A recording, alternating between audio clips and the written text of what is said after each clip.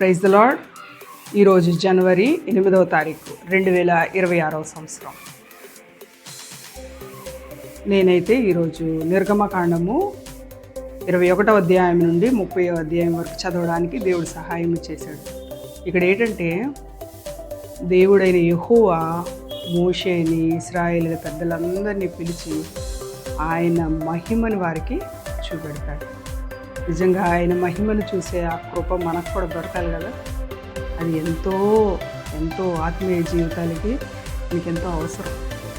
అలాగే మోషేని పైకి రమ్మని దేవుడు ఏం చెప్తాడంటే ప్రత్యక్షపు గుడారాన్ని ఎలా కట్టాలో ఈచ్ అండ్ ఎవ్రీ పాయింట్ మోషేకి వివరిస్తాడు.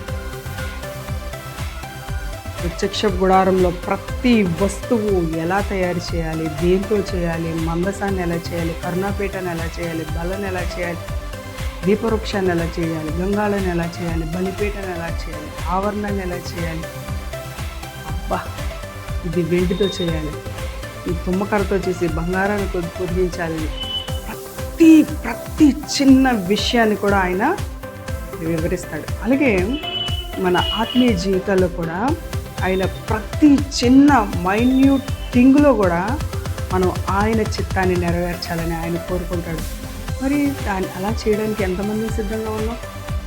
ప్రతి విషయం దేవుడు చెప్పాలా? ప్రతి విషయం ఆయనకి ఇష్టం వచ్చినట్లే చేయాలా? మనకి ఇష్టం ఉండదా? మన ఇష్టాలు ఉండవా అని అనుకోకూడదు.